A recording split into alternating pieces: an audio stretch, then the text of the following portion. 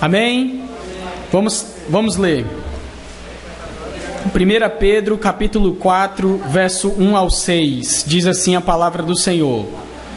Portanto, uma vez que Cristo sofreu corporalmente, armem-se também do mesmo pensamento, pois aquele que sofreu em seu corpo rompeu com o pecado, para que no tempo que lhes resta não viva mais para satisfazer os maus desejos humanos, mas sim para fazer a vontade de Deus.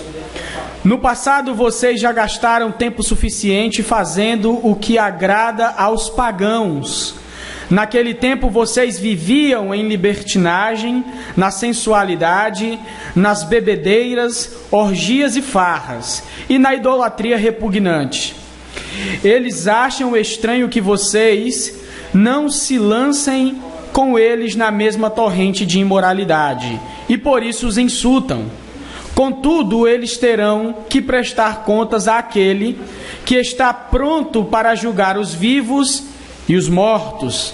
Por isso mesmo o Evangelho foi pregado também a mortos, para que eles, mesmo julgados no corpo segundo os homens, vivam pelo Espírito segundo Deus. Amém. Vamos nos colocar de pé. Vamos fazer uma oração. Hoje é o nosso culto de ensinamento, nosso culto de instrução. Que você tenha essa expectativa, que você tenha saído de casa com essa expectativa de chegar aqui, receber instrução da parte do Senhor, para assim incorporar essa instrução na sua fé, na sua lida, na sua vida, no seu exercitar da fé no dia a dia. Amém? Então vamos orar. Nosso Deus e nosso Pai, nós cremos que o Senhor está a nos escutar. Nós sabemos disso, em primeiro lugar, porque a Tua palavra nos diz. Em segundo lugar, nós sabemos disso porque a Tua palavra nos disse a respeito de Cristo Jesus, nosso Senhor. Aquele que morreu na cruz, morreu a nossa morte, e 3 dias depois ressuscitou também para nós uma vida nova. Então por isso o Senhor nos escuta, porque o nosso pecado, ele foi pago lá na cruz do Calvário por Cristo Jesus, Teu Filho e nosso Senhor. Muito obrigado. Pai, como sempre estamos aqui neste dia de quarta-feira, às 19h30, a partir das 19h30, aqui nesse lugar, para nos reunirmos, cantarmos juntos e ouvir a instrução da Tua palavra. Essa é a nossa expectativa. Essa é a nossa expectativa, Pai, de ouvir a Tua voz explicada, exposta. Então, nos dá ânimo, nos dá força, nos dá temor. Pai, nos dá condição de aprender a Tua santa e poderosa palavra. Nós temos convicção de que ela é quem nos sustenta. Nós temos convicção do poder da Tua palavra, esse poder que criou tudo isso que nós aqui estamos contemplando, que trouxe isso à existência do nada. Essa palavra que rompeu, Pai, essas cadeias de pecado, rompeu esse cativeiro do pecado em nós, e hoje nós vivemos livres para Te adorar, livres para Ti. Palavra poderosa que penetra até o nosso íntimo. Nós estamos ansiosos para ouvi-la.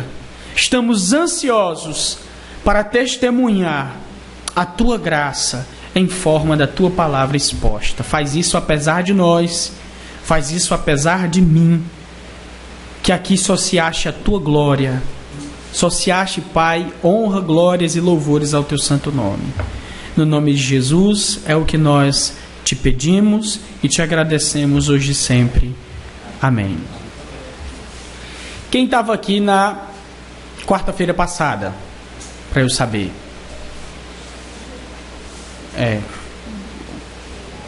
poucos irmãos. Os versos da nossa pregação de hoje, esses versos que nós lemos, eles são a conclusão de tudo que foi dito antes, né? Por isso que eu perguntei para vocês quem estava aqui na semana passada. É importante. E na semana retrasada também. Aliás, desde o começo de 1 Pedro. É muito importante, porque eles são a conclusão, repetindo, de tudo que foi dito antes dele, né? De tudo que foi dito antes dele. Mais especificamente, esses 6 versos diz respeito, mais especificamente, ao versículo 18 do capítulo 3, quando ele diz essa frase: ele foi morto no corpo. É muito importante você visualizar aí na sua Bíblia, capítulo 3, verso 18, quando diz: ele foi morto no corpo. Talvez na sua é na carne. É assim a revista é atualizada, né? A minha NVI diz no corpo. Ele foi morto no corpo, mas vivificado pelo Espírito, né? Então, mais especificamente, né, se eu pudesse focar mais, se eu pudesse afunilar mais, a conclusão, não é, que esses 6 versos fazem é a respeito dessa declaração. Mas vai fazer sentido daqui a pouco. Vai fazer sentido do porquê. Como eu disse, é também a conclusão de tudo que foi dito antes, ou seja, desde o verso de número 8 do capítulo 3. Na minha NVI aqui, a epígrafe, que é essa frase que tem em cima, sempre falando dos assuntos que vai ser tratado, tem assim: sofrendo por fazer o bem. Sofrendo por fazer o bem. Prepara aí a vela. Prepara a vela. Sim. Sofrendo por fazer o bem. Mais especificamente, se a gente pudesse resumir tudo que foi falado desde o verso 8 do capítulo 3 até esses versos que nós lemos, isso diz respeito a sofrer por fazer o bem no que diz respeito ao sofrimento injusto. Preste atenção em mim, esqueça a luz que foi apagada. Sofrer por fazer o bem no que diz respeito ao sofrimento injusto. Aquele sofrimento que advém sobre o cristão, advém sobre o discípulo de Cristo Jesus, mas ele nada fez por aquilo. Pelo contrário, ele fez o bem, ele cumpriu o que o Senhor disse para que ele fizesse. Ele cumpriu a vontade do Senhor na vida dele, e ele mesmo assim foi lá e sofreu. Ele foi perseguido, ele foi injuriado, ele foi caluniado, como ficou exposto na semana passada. Então, o sofrimento por fazer o bem, esse sofrimento injusto, mas tendo como exemplo Cristo Jesus nosso Senhor. Cristo Jesus nosso Senhor, que Ele é o exemplo máximo de sofrer por fazer o bem. E detalhe, é um imperativo isso. É um imperativo, não é uma opção para o crente em Cristo Jesus não viver dessa forma. Não está debaixo dessa condição de sofrer por fazer o bem.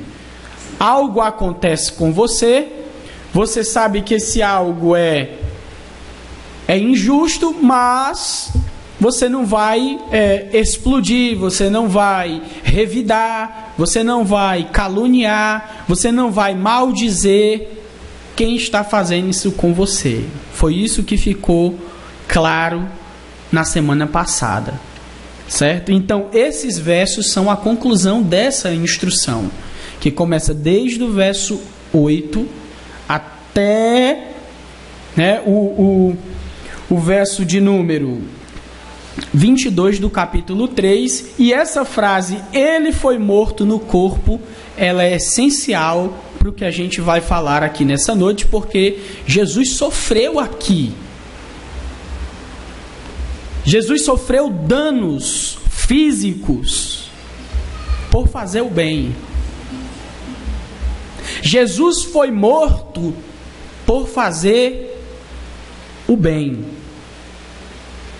E aqui em 1 Pedro, só repetindo mais uma vez, o contexto é de hostilidade a quem era cristão. Mais uma vez, eles estavam em terras que não eram suas, e pelo fato deles serem forasteiros e cristãos, eles estavam padecendo por perseguições, até mesmo de morte. Não há nenhum relato aqui de algo que aconteceu a alguém que foi morto, mas o que Pedro está dizendo para ele aqui, para eles, é que olhem o exemplo de Cristo. Ele foi morto por fazer o bem. Ele morreu no corpo, aqui. Ele sofreu aqui. Esse é o exemplo. E é imperativo, aí ele diz, né? É imperativo que nós santifiquemos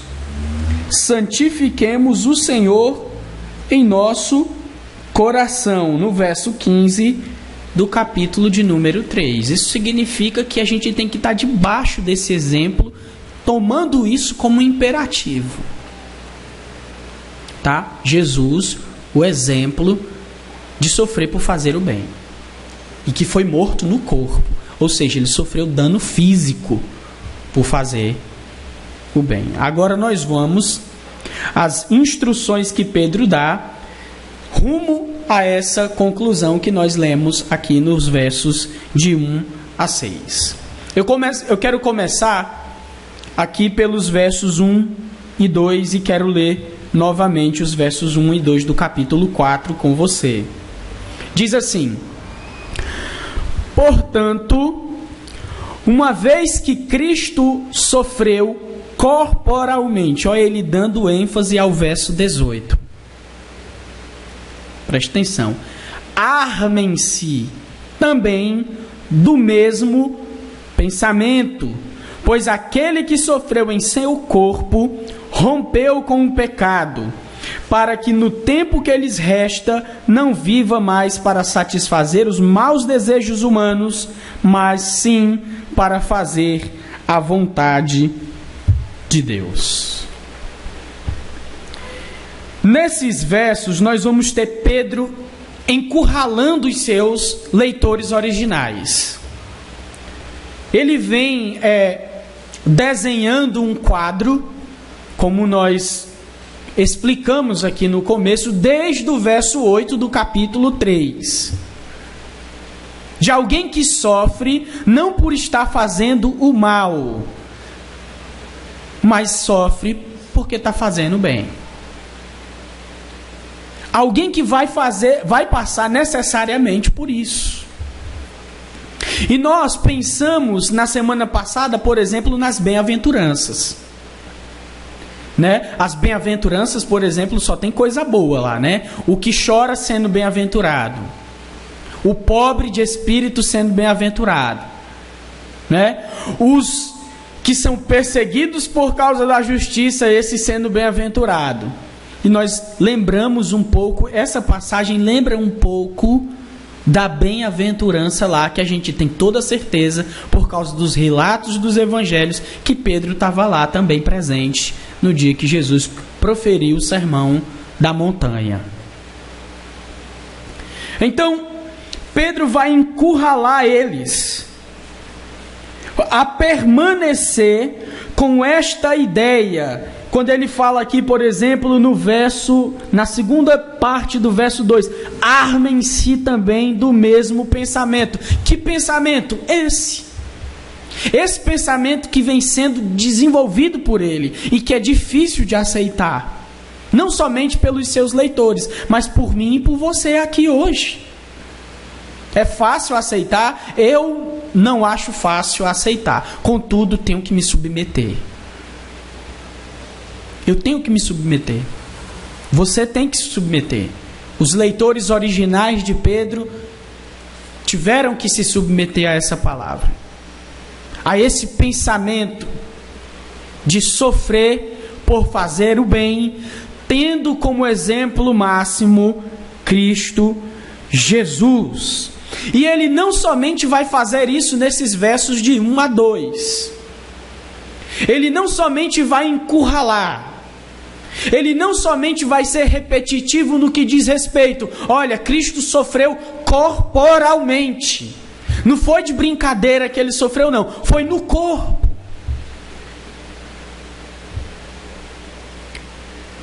Só um instante.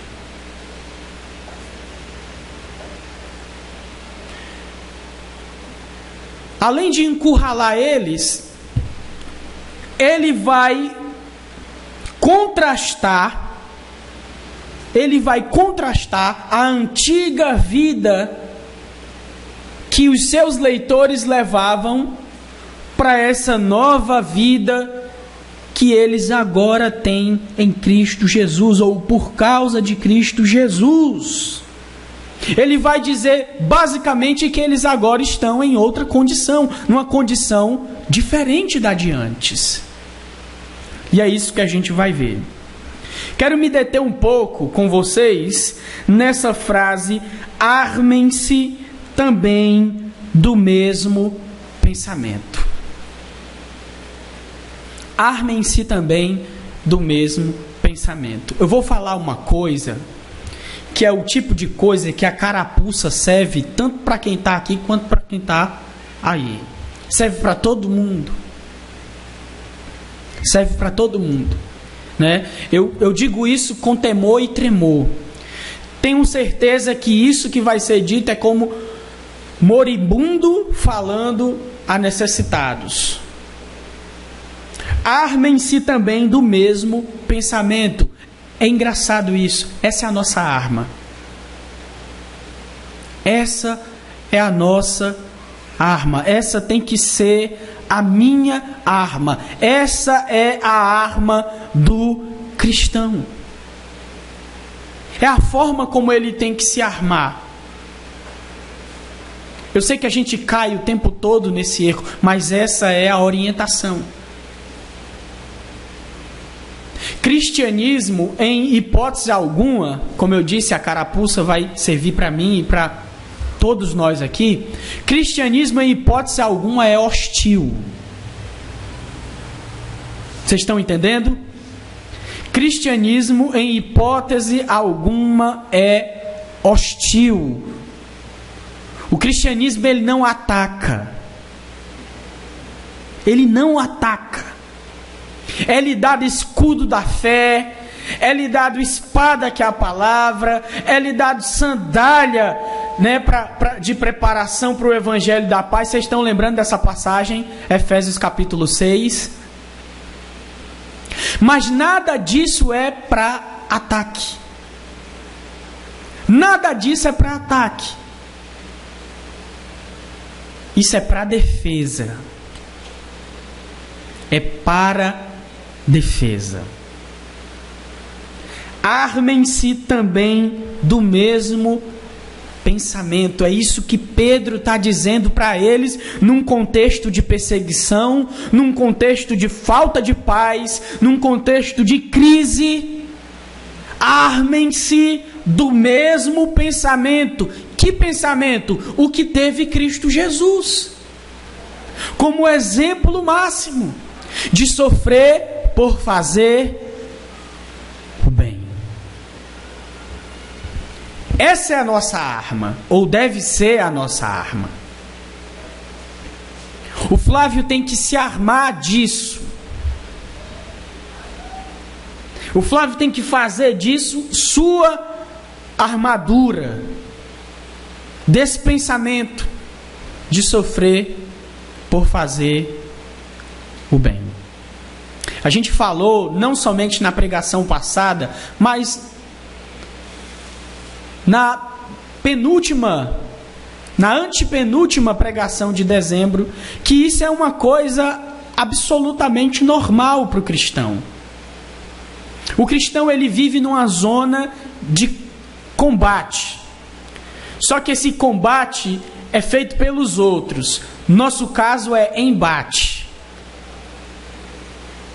Justamente porque há uma incompatibilidade entre a forma como nós vivemos, a forma como nós pensamos, a forma proposta pelo reino e a forma proposta pelas trevas, ou o reino das trevas, ou o mundo. E necessariamente vai haver uma incompatibilidade, e dessa incompatibilidade vai surgir desconfortos. Mas a nossa atitude diante desse desconforto, primeiro, não é fugir, e segundo, é se armar dessa forma. Com esse pensamento. Esse pensamento que também houve em Cristo Jesus. De sofrer por fazer o bem. Que o Senhor abençoe nossas vidas, que nós possamos tomar essa palavra e incorporar ela na nossa fé. Que eu possa fazer isso, que os meus irmãos, meu Deus, possam fazer isso também. Aí ele diz, pois aquele, em seguida, na segunda parte do verso 1, pois aquele que sofreu em seu corpo rompeu com o pecado. Olha só, pois aquele que sofreu em seu corpo rompeu com o pecado. Esse aquele não diz respeito a Cristo. Diz respeito àquele que tomou como exemplo Cristo e armou-se do pensamento de sofrer por fazer o bem, e isso gera um rompimento com o pecado também em seu corpo, porque ele estava sofrendo também no corpo. Como eu sei que não estava se referindo a Cristo Jesus pelo restante, pelo verso de número 2, para que no tempo que lhe resta, não viva mais para satisfazer os maus desejos humanos, mas sim para fazer a vontade de quem? Deus. Então, só para esclarecer, aquele diz respeito ao cidadão que armou-se desse pensamento, sofrer por fazer o bem, e ele está sofrendo a semelhança de Cristo no seu corpo, e isso representa um rompimento, uma atitude radical para com o pecado. Essa é a atitude. É assim que a gente rompe com o pecado também. Também.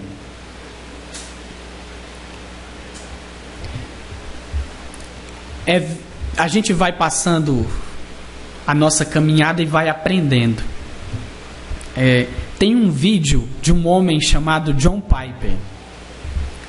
O nome do vídeo é Faça Guerra. Quando você vai assistir o vídeo, quem é do Papoco, vai cortar isso aqui, Vai não, Tá bom. Quem é do Papoco pensa que é guerra que você vai fazer com o mundo espiritual e tal, mas quando você assiste o vídeo, a guerra que você tem que fazer é contra você mesmo. A gente assiste esse vídeo sempre, mas é na lida, e quando eu falo lida, eu digo respeito a essa vida que a gente vive, A gente aprende isso. Realmente faz toda a diferença quando você vê a sua natureza humana pecaminosa como o seu primeiro inimigo. Aquele mais mortal. Aquele mais hostil. Aquele com quem você não deve, em hipótese alguma, baixar a guarda. Aquele a quem você nunca deve deixar de vigiar. Porque ele tem um aliado poderoso, que é o Satanás. Então essa atitude de assumir, de você se humilhar, olha, é importante isso, gente. De você se humilhar, de você se diminuir, dói demais. De você aceitar sofrimento no corpo. De você sofrer por fazer o bem, dói. Mas isso é uma atitude radical de rompimento para com o pecado. É isso que ele está dizendo aqui. E a finalidade desse rompimento está aí no verso de número 2, quando ele fala, para quê? Isso indica finalidade. Por que eu tenho que romper com o pecado dessa forma, no meu corpo, sofrendo por fazer o bem? Para que, no tempo que ele resta, não viva mais para satisfazer os maus desejos humanos, mas sim para fazer a vontade de Deus. Porque essa é a nova condição em Cristo Jesus. Essa é a nova condição em Cristo Jesus. Agora nós vamos para os versos de 3 a 5. Versos de 3 a 5. No passado vocês já gastaram tempo suficiente, olha só, fazendo o que agrada aos pagãos. Na minha tem pagãos, na sua tem gentios. É assim? Naquele tempo vocês viviam em que? Libertinagem, na sensualidade, nas bebedeiras, orgias e farras e na idolatria repugnante. Eles acham estranho que vocês não se lancem com eles na mesma torrente de imoralidade e por isso os insultam. Contudo, eles terão que prestar contas àquele que está pronto para julgar vivos e os mortos. Pedro chama a atenção agora dos seus leitores. Chama a atenção dos seus leitores para que eles vejam que já passaram tempo demais no mundo. O tempo no mundo é velho, é passado, não condiz com a nova condição em Cristo Jesus, não condiz com os novos ares, não condiz, por exemplo, com a plenitude dos tempos em Cristo Jesus, na vida deles. Isso já passou. Agora eles devem viver de forma digna de Deus, fazendo a vontade de Deus. Sabe por quê? Porque os que vivem na prática do pecado serão julgados por aquele que julga ou que julgará vivos e mortos. De início, quem vai fazer isso é nada mais, nada menos do que Cristo Jesus. A gente vê essa verdade, por exemplo, em 2 Timóteo capítulo 4, no primeiro versículo, quando Paulo está de uma forma solene falando com Timóteo. Olha, Timóteo, eu conjuro-te perante Deus e de Cristo Jesus que há de julgar vivos e mortos. É algo muito solene, é algo muito sério. E ali é revelado a verdade de que Cristo Jesus julgará vivos e mortos. Então isso aqui vai de saída logo. O primeiro ponto que eu gostaria de tratar com os irmãos está na parte A do verso 3, que é fazendo o que agrada os pagãos ou gentios. Fazendo o que agrada os gentios ou pagãos, ou aqueles que não estão em Cristo Jesus, aqueles que estão em conformidade com o mundo. Como eu disse, o cristão ele vive nessa tensão. Nessa tensão de estar incompatível a todo instante com o mundo.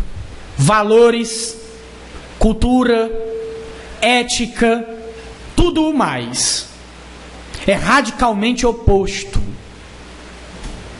Motivações para essas coisas que eu acabei de falar, radicalmente oposto. Então tem um modo de ser, tem um estilo de vida propriamente mundano, por assim dizer.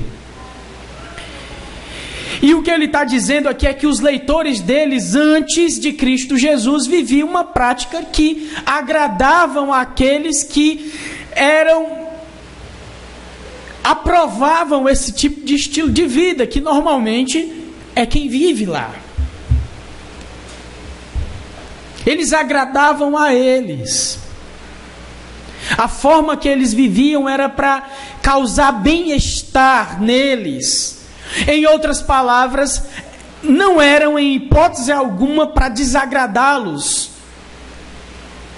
Não eram em hipótese alguma para eles estarem ali naquela realidade de incompatibilidade. Era para eles estarem junto com aqueles que são sem sal. Era para eles estarem junto com aqueles que estão na escuridão, que é o oposto do que Deus requer de nós. Sal e luz, né? Reino de Deus em oposição ao reino das trevas. Então era assim que eles viviam, agradando a eles, bem encaixado nesses sistemas. Agora o negócio é inverso. Agora o negócio é inverso. Eles já gastaram muito tempo vivendo dessa forma. Eles já gastaram tudo o que tinha de gastar vivendo dessa forma. Agora é nova condição em Cristo Jesus. Agora é hora de desagrado. Agora é hora de sentir em seu corpo, fisicamente, se preciso for, a incompatibilidade. Agora é hora de salgar o insosso. Agora é hora de lançar luz àquele que está na escuridão. A situação é oposta.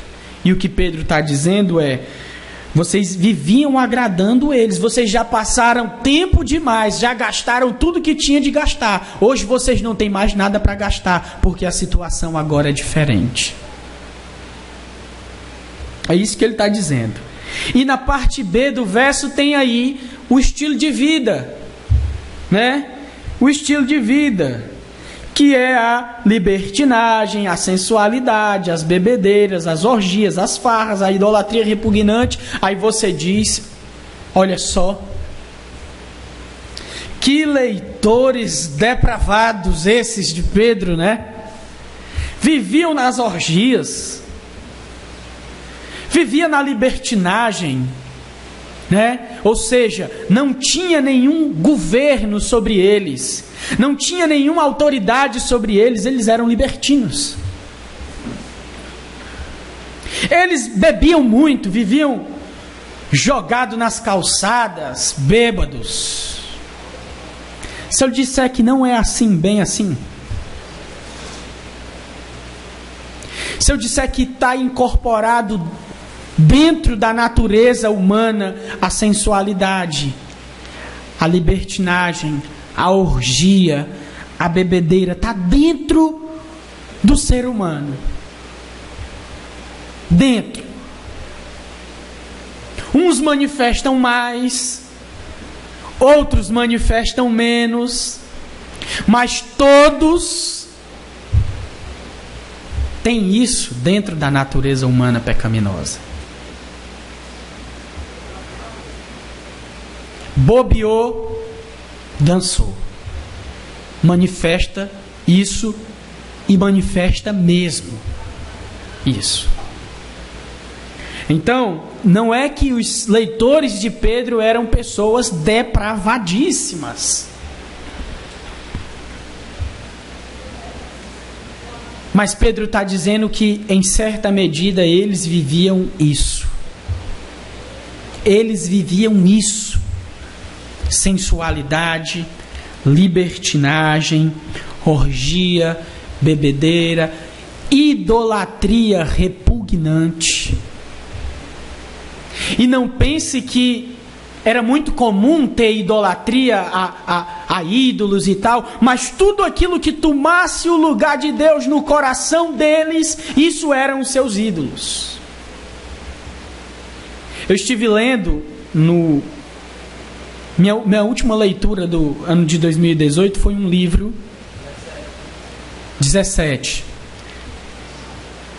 chamado Falsos Deuses, de Timothy Keller. Muito interessante. E ele deu uma definição que eu nunca vou me esquecer dela. Sabe aquilo que, se tirar de você, você vira um bicho, né? Você vira um bicho. Você quer matar. Você quer... E se você não consegue fazer isso, você morre. Porque a sua razão de viver não tem isso. Aí ele vai dar nomes. Pode ser família, pode ser filhos. A única pessoa que é digna dessa reação do ser humano é Deus. Tira Deus da vida do ser humano. Aí ele deve perder o chão, perder as estribeiras, enlouquecer, perder a razão, perder os sentidos. Sim. Família, filhos, carreira, dinheiro, amor, sexo, qualquer outra coisa que venha tomar esse lugar, se torna um ídolo. Aí ele disse lá também, só para me encerrar aqui a minha lembrança, que coisas boas podem ser ídolo. Aí ele citou o caso de um homem que tinha a vocação dele, pastoral.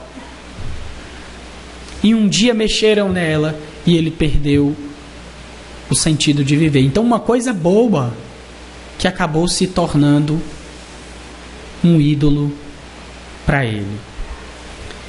Então eles poderiam estar vivendo assim.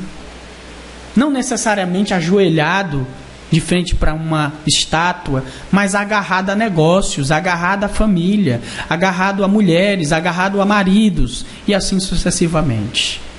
E isso é repugnante para Deus. Quem nos diz é o apóstolo Pedro. E esse era o estilo de vida pagão. E nós temos aqui, gente, um motivo explícito, não somente nas palavras do Flávio, mas o motivo explícito por Pedro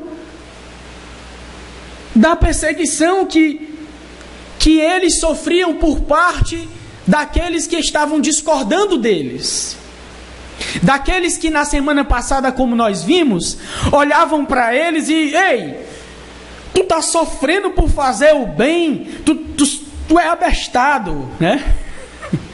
E está aí nessa condição e não faz nada. Por que tu faz isso? Esse era o pedido da razão, da esperança que havia neles. Então está aqui explícito o motivo pelo qual eles faziam isso. Olha só, verso 4. Eles acham estranho que vocês não se lancem com eles na mesma torrente de imoralidade. E por isso os insultam. Está aqui o motivo. Mais uma vez a gente volta à questão da incompatibilidade. Eles estavam sentindo, eles estavam vivenciando. E por último, nós temos aí uma palavra de Pedro. Esses que perseguem injustamente vocês, esses que perseguem vocês por vocês fazerem o bem, esses aí, esses que estão vivos e esses que estão mortos, esses que já morreram. Não importa se eles estão vivos ou se eles estão mortos. Esses aí vão ser julgados por aquele que julga vivos e julga mortos.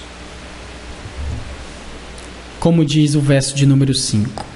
Contudo, eles terão que prestar contas àquele que está pronto para julgar vivos e mortos. Aí aqui eu faço uma observação, que os vivos e os mortos, aqui no verso 5, diz respeito aos perseguidores. Porque tem mortos no verso 6. A gente vai chegar lá e vai falar sobre eles também. Mas os vivos e os mortos do verso 5 diz respeito a esses que estavam perseguindo, matando, prejudicando aqueles que estavam fazendo o bem, que estavam vivendo o seu cristianismo de forma excelente. Esses aí vão enfrentar. E isso, eu já estou antecipando aqui uma aplicação, isso deve nos dar esperança. Isso é uma palavra de esperança. Porque quantos são julgados injustamente? Quantos sofrem injustamente na mão de outros? E talvez a pessoa perca a causa, talvez a pessoa morra. E nada foi feito a respeito.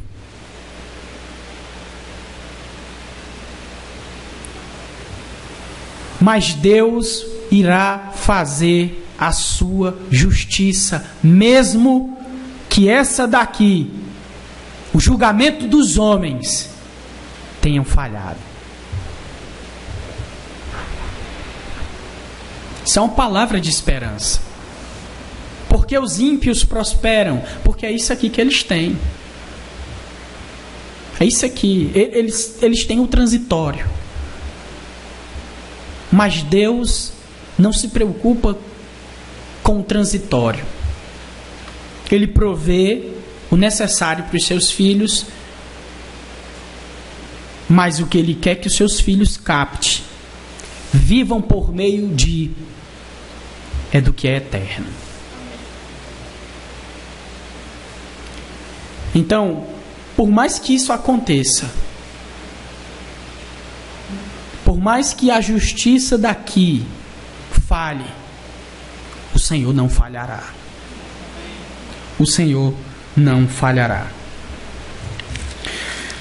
Caminhando para o fim, temos o verso 6 diante de nós, que diz o seguinte: por isso mesmo, o Evangelho foi pregado também a mortos, para que eles mesmo julgados no... Olha só. Para que eles mesmo julgados no corpo, segundo quem? Os homens. Os homens. Vivam pelo Espírito, segundo Deus. Como eu disse, nós temos aqui uma palavra de consolação, uma palavra de esperança que Pedro dá aos seus leitores que estavam passando por aquela terrível situação que nós aqui não temos dimensão disso. Talvez os cristãos da Bolívia agora, né? Mas nós aqui no Brasil, não. A gente pode tentar raciocinar. Mas essa palavra era uma palavra de consolo para eles. Uma palavra de esperança para eles. Quanto ao padecer por causa ou pela causa de Cristo. Os mortos aqui nesse verso de número 6 são aqueles que morreram pelas mãos dos homens injustos. São aqueles que morreram ou que foram julgados no corpo, segundo os homens.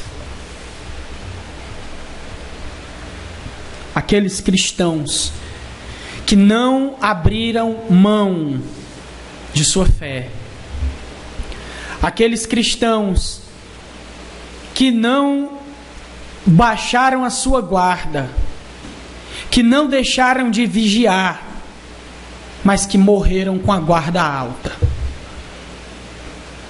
mas que morreram com seus olhos arregalados, mas que morreram dispostos a não largar esse modo de viver, esse modo sobremodo excelente.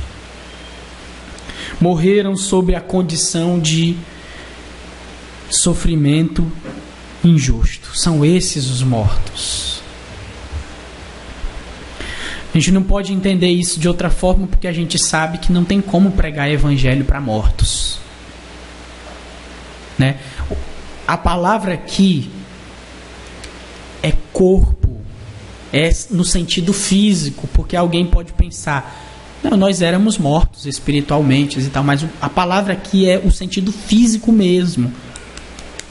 Aqui. E a gente sabe que não tem como pregar o evangelho para quem morreu, né? Hebreus capítulo 9, verso 27 vai falar isso, né? Ao homem está destinado a morrer quantas vezes? Uma. E depois disso acontece o quê? O juízo.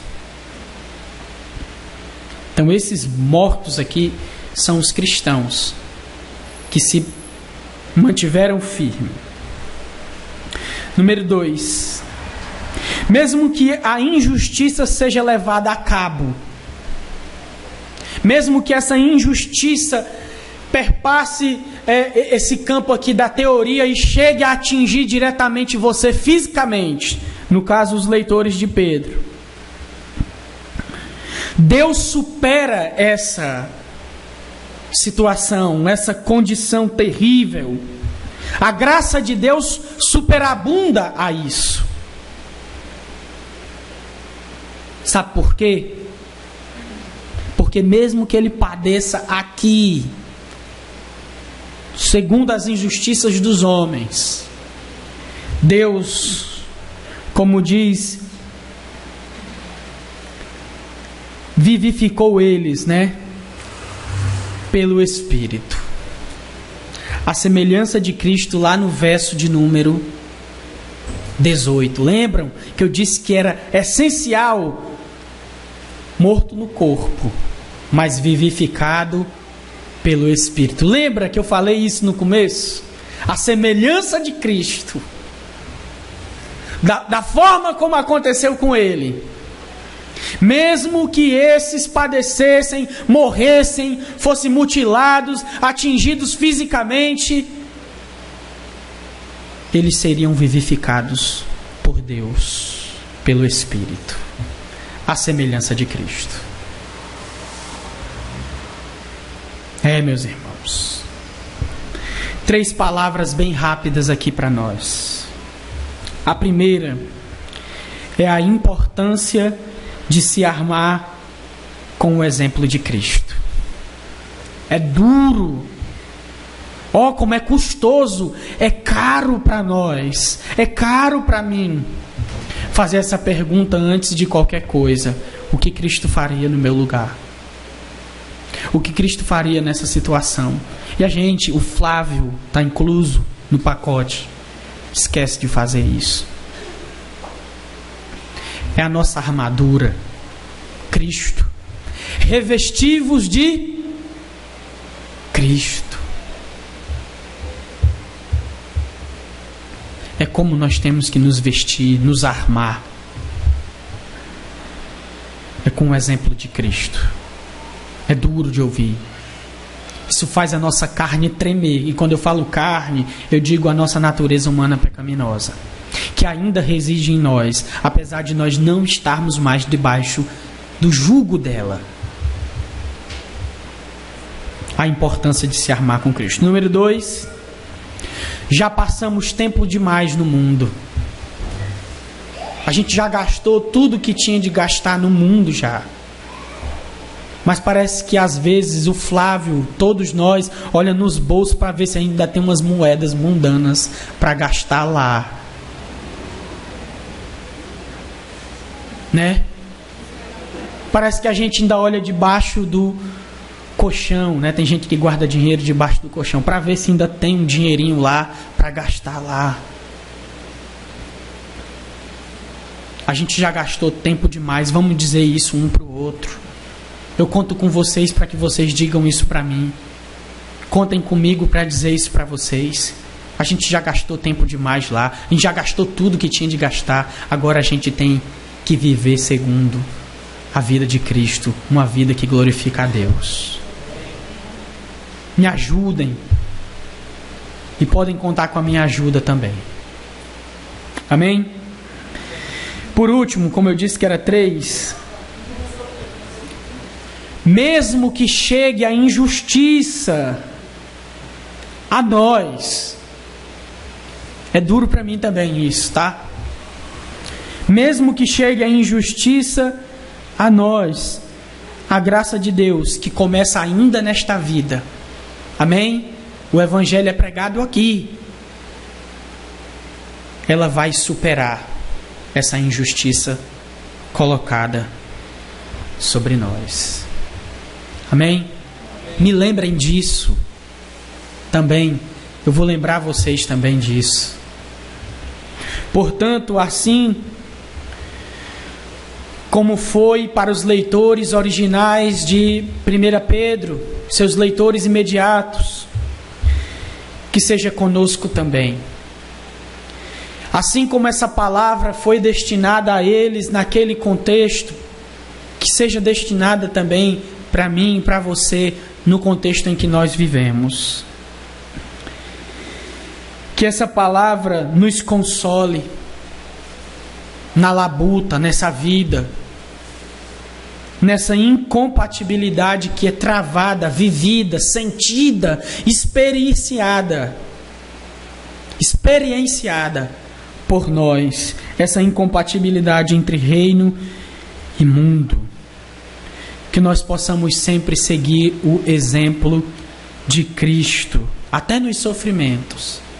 E a gente não tem o direito de achar que não pode passar por isso. Sabe por quê? Porque em Lucas capítulo 6, verso 40, fala que o discípulo não está acima do mestre. Né? Então quem é o Flávio para não aceitar essa condição? Se o mestre aceitou, quem é o Flávio para dizer o contrário? Amém, meus irmãos? Que o Senhor em Cristo Jesus nos abençoe. Vamos ficar de pé.